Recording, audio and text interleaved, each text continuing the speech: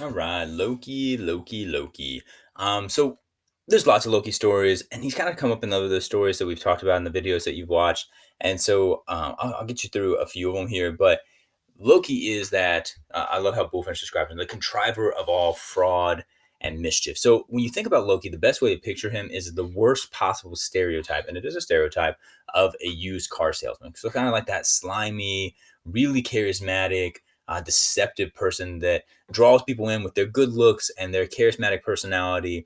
That's him, right? So he's not just like a torturer of people. He makes people like him. Okay, so he draws them in and makes them want to be his friend and companion, and they trust him even though they know they shouldn't because they can't help themselves. Okay, that's why Loki's such a good trickster, because it's not just like this slimy person that nobody wants to be around, and then he just does slimy things. Like he's this slimy person that somehow has these redeemable qualities that people want to be around, and therefore he's able to get away with doing really terrible things. So if you've seen the Thor Marvel movies, I actually think they do a fairly good job of depicting Loki in an accurate way, because he is despicable most of the time, but he also is kind of likable, right?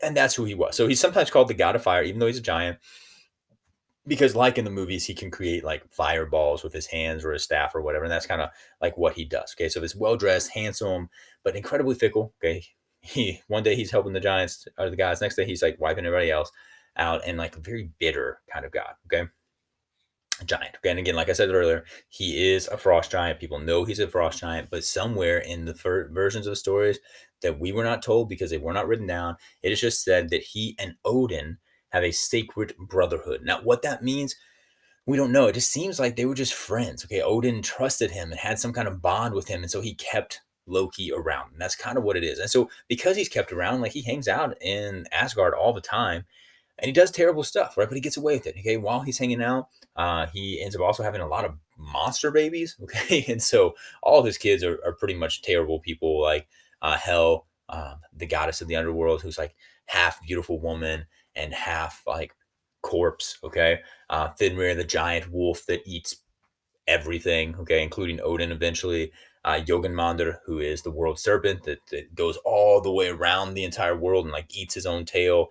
Slipnir, the horse. Okay, and Loki actually gives birth to that one on his own, which is a really, really great story. But I'm pretty sure I included it in the videos that you guys are gonna watch. If not, remind me when I get back, and I'll tell that story because it's pretty funny. Okay. Um, but with all that, he does eventually get in trouble. Okay, he does all these terrible things, but eventually he gets in trouble. And what he gets in trouble for is killing Balder. Okay, Balder is what he gets punished for. And so they don't just punish him in normal way because they're Norse. Okay, and so they strap him to a rock, kind of like Prometheus got strapped to a rock in Greek mythology. But they strap him to a rock using his brother's intestines. Okay, so they murder his brother, then they take those intestines, they strap Loki to a rock with them, and then they put this venomous snake above his head, and it's dripping poison onto his face, and that poison is so corrosive and so painful that he shakes, and Loki's like in this underground prison at the bottom of the world tree. And so when this happens, he shakes all the nine realms, and according to the Norse, that's where earthquakes come from. The reason we're not having earthquakes all the time is because his wife is actually catching all of the venom in a cup, and so it fills up, and then she dumps it out. And when she goes to dump it out, not on his face, like on the ground, then she steps away for a second. Some hits his face, and that's why we periodically have earthquakes. Now, earthquakes apparently then could have been completely avoided had she implemented like a two-cup system to where she could continually switch those out. However, she did not. Okay, and her name, by the way, and she's not the woman he has all of his babies with. Like he has babies with his giantess named Angerbora, but a Sin with a G is actually the name of his wife, which I find interesting. Okay, now during Ragnarok, he gets killed by Heimdall. We're going to talk more about that in a little bit here. But yeah, okay, this is the video Master Builder. I like telling it, but for the sake of time, and so you guys don't just have to listen to my voice doing like audio book version of these notes.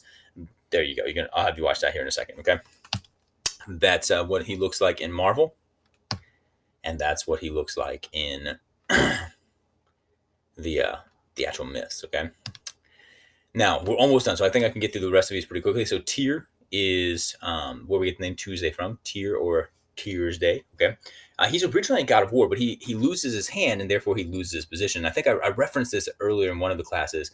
That's that whole survival thing, right? Like he could not survive as well when he lost his arm, and therefore he was demoted and viewed as less important. Okay, and that seems super harsh, but that's kind of how the Norse mentality worked. Whatever keeps you alive is good. Whatever gets in the way of that is bad, right? The way he loses his hand is to Fenrir. Okay, when Fenrir's a tiny little puppy, they're like kind of like gathering up all of Odin or all of Loki's kids and taking care of them, right? Not in a good way, like getting them out of the way, right? So they take Hel, they send her to the underworld, they take the world serpent, young Yogamandar, they put him around the entire world where he's sort of just like chilling out there, surrounding the world, specifically Midgar in most stories. So he's like the Midgar serpent, so he's surrounding our planet. And then you have like Slipnir, who gets adopted by Odin, and that becomes his horse. And then you have Fenrir, who is this puppy who keeps growing like exponentially every day, and they're not really sure what to do with him because he's so ferocious and so intimidating, and he can talk. Okay, so he's like this giant talking puppy, and so they have to take him to Asgard to bind him some special way, right? So um, they send the group to do that, and Tyr is actually the one responsible for bringing him back to Asgard. And so while they're traveling together, they actually kind of create a bond of some kind. I guess he like they become sort of like friends, and they talk to each other. And so when they get back, they kind of have this trust, like mutual trust between them.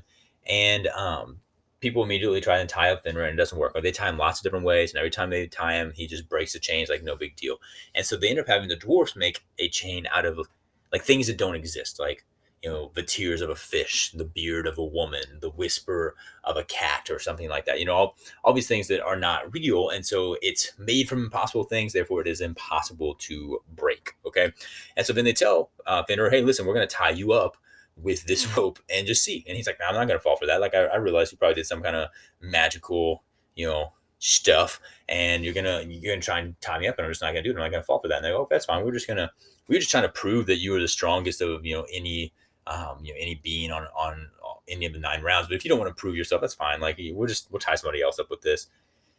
He's like, "Listen, I'm pretty sure you're trying to bait me, but it's working. Okay, so I'll do it. I will do it because I'm going to be able to break that because you're right. I'm incredible, but I've got to have something for you. I will let you tie me up with that if you promise to let one of your men stick their hand in my mouth while you do it. If you prove your trust that way, I'll let it happen."